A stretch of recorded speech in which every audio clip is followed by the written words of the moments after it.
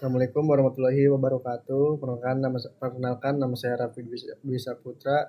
Saya ingin mempresentasikan UTS PCD, yaitu dengan tema deteksi kendaraan pickup dan truk menggunakan metode YOLO berbasis deep learning. Latar belakang. Ini masalah nyata di lapangan adalah sulitnya membedakan pickup dan truk secara konsisten karena kemiripan visualnya. Di sini kami menggunakan YOLO V8 karena algoritma ini unggul dalam kecepatan tanpa mengorbankan akurasi. Yang pertama, klasifikasi manual. Pemantauan lalu lintas manual seringkali gagal membedakan beban jalan secara akurat antara kendaraan angkutan ringan yang disebut dengan pickup dan kendaraan berat yang disebut dengan truk.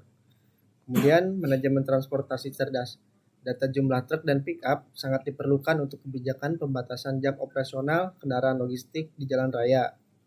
Kemudian tantangan visual, kemiripan fitur seperti memiliki bak terbuka dan variasi sudut pandang kamera sering menyebabkan kesalahan deteksi pada sistem yang lama. Kemudian solusi teknologinya kebutuhan akan sistem otomatis yang mampu bekerja 24 jam dengan kecepatan pemrosesan real time. Kemudian rumusan masalah dan solusi penelitian. Pada bagian ini, kami merumuskan 3 masalah utama, yaitu yang pertama mengenai implementasi. Kami berhasil mengintegrasikan arsitektur YOLO V8 melalui teknik transfer learning agar proses training lebih efisien. Yang kedua, mengenai performa. Hasilnya sangat memuaskan dan nilai mapnya mencapai 0,90 atau 90%, yang artinya sistem ini sudah sangat akurat. Yang ketiga, kami menemukan bahwa faktor kunci akurasi terletak pada kualitas dataset.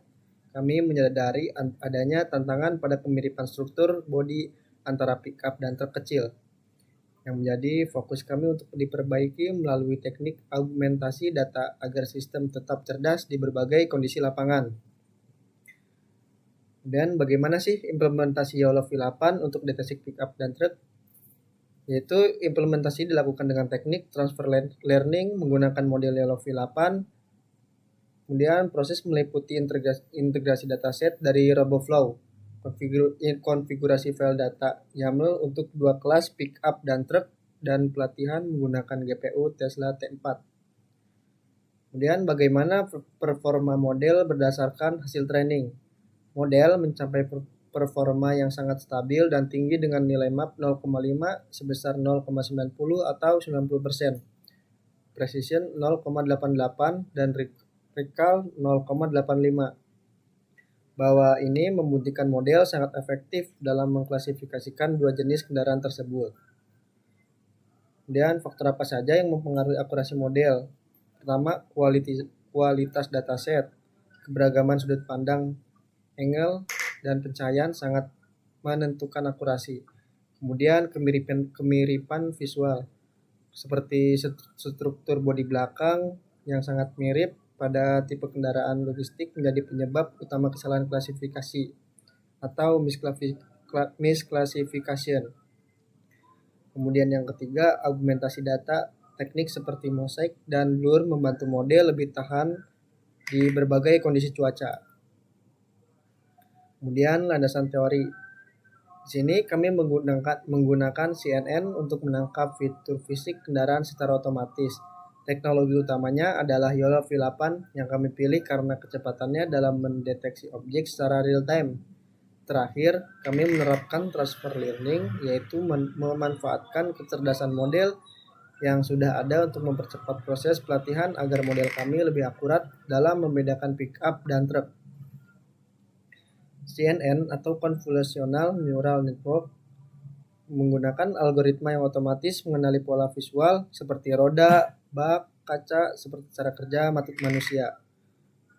YOLO V8 atau You Only Look Once menggunakan algoritma deteksi tercepat saat ini, berbeda dengan sistem lama. YOLO langsung menentukan lokasi dan jenis kendaraan dalam 1 kali proses.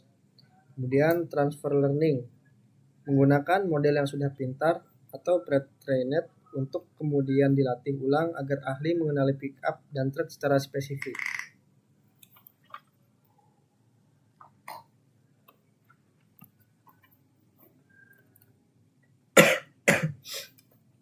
Dipongkasikan.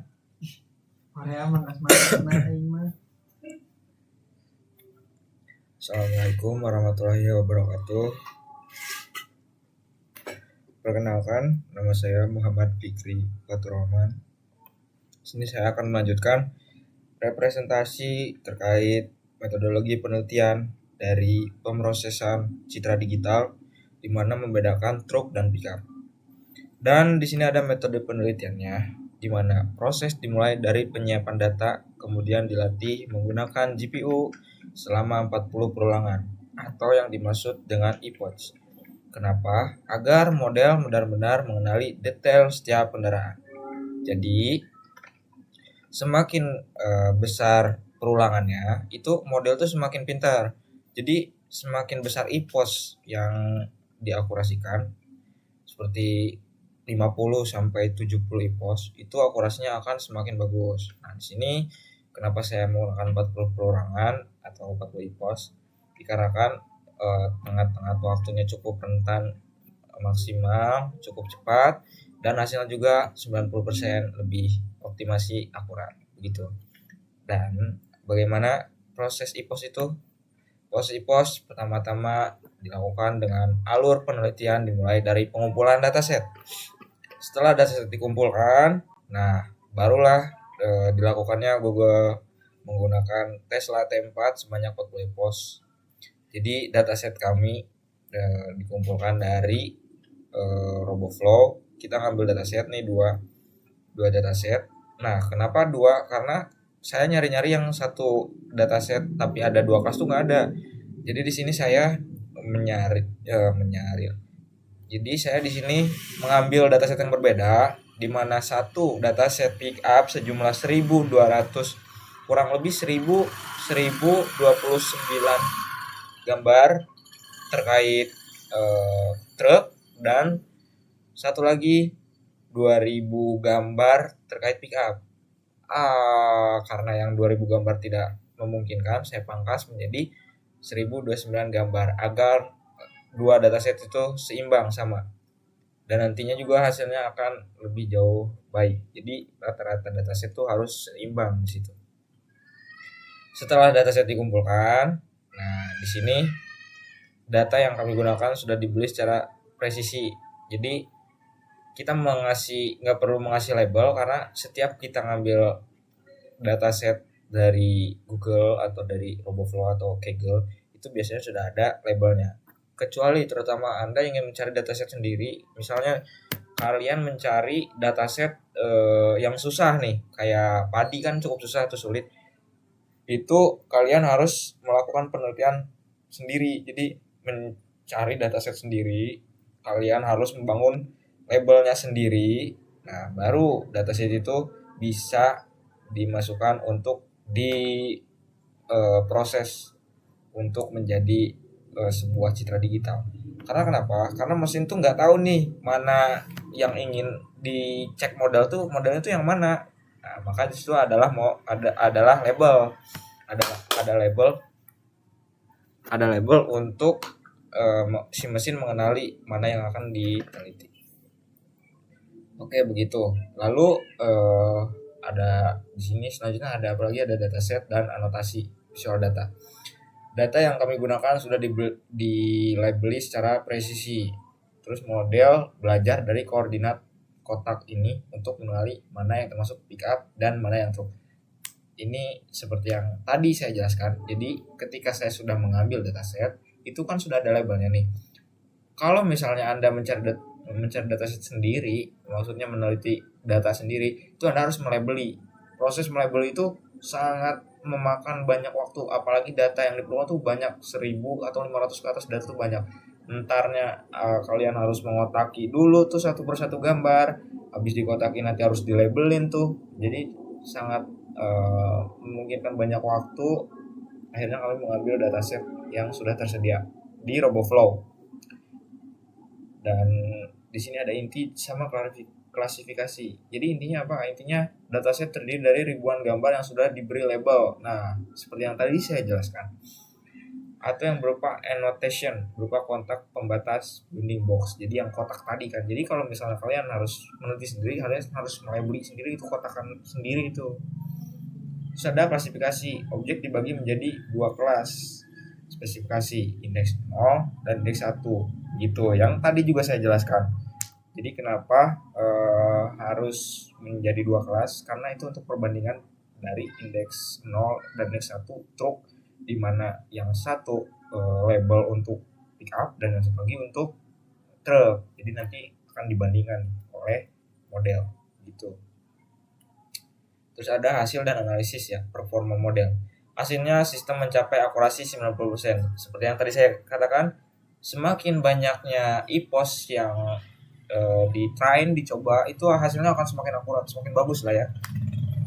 Tapi tantangan juga banyak tantangannya. Pertama, makan waktu yang banyak, terus datanya semakin banyak data, model semakin berat, semakin kebingungan begitu. Tantangan utamanya hanya pada kendaraan yang memiliki kemiripan struktur bodi yang sangat identik. Jadi banyak dari ribuan data itu pasti ada gambar yang sama persis antara pick up, enggak sama persis, sama tapi si mesin ini, si model ini melihatnya sama persis nih. Nah, itu salah satu tantangan utama dari salah satu performa model yang kami buat. Jadi itu nantinya bisa kebingungan mana hasil si pick up, mana hasil si truk gitu. Itu adalah salah satu tantangan yang memiliki kemiripan struktur bodi yang sangat identik, betul. Jadi seperti yang tadi saya katakan, si truk bodinya ibarat kata dari samping, terus dan pick up dari segi depan tuh itu bisa kelihatan mirip ya kalau untuk model gitu. Terus di sini ada poin-poin, yaitu model menunjukkan hasil sangat baik dengan nilai MAP, Mean Average Precision, sebesar 0,90 atau akurasi 90% gitu. Ada datanya di makalah proposal yang sudah kami buat gitu. Meskipun akurat, masih ada kesalahan kecil, misclassification pada kendaraan yang bodi belakangnya sangat mirip. Jadi saya juga coba di collab, itu ada beberapa train ketika dicoba data dari pick up dan truk itu waktu dipresisi itu tidak identik sesuai dengan gambar. Jadi harusnya truk si labelnya tuh malah pick up gitu. Itu karena bodi miripnya sama, itu cuma ada beberapa. Jadi kesimpulannya dan saran, mungkin kesimpulannya YOLO V8 sangat layak digunakan untuk smart city ke depannya. Kami menyarankan penambahan data kendaraan lokal agar sistem lebih relevan di jalan raya kita. Gitu mungkin kesimpulannya ya. Jadi ke depannya nanti penambahan data kendaraan itu semakin banyak agar semakin relevan lah di jalan raya kita nanti. Dan ada saran, mungkin saran dari saya perlu menambahkan versi data lokal kendaraan khas Indonesia. Ya mungkin cukup sulit, tapi sangat berguna untuk mungkin di masa depan. Karena saya juga mencari di RoboFlow atau Kaggle tuh cuman ada beberapa dataset ya truk dan pickup dari Indonesia, dan itu pun sedikit ya, cuman beberapa ratus, 100 sampai 120. Mungkin semakin banyak dataset, semakin banyaknya data gitu, itu akan semakin bagus untuk dikembangkan nantinya ke depannya begitu. Apalagi nanti untuk sistem CCTV real time gitu.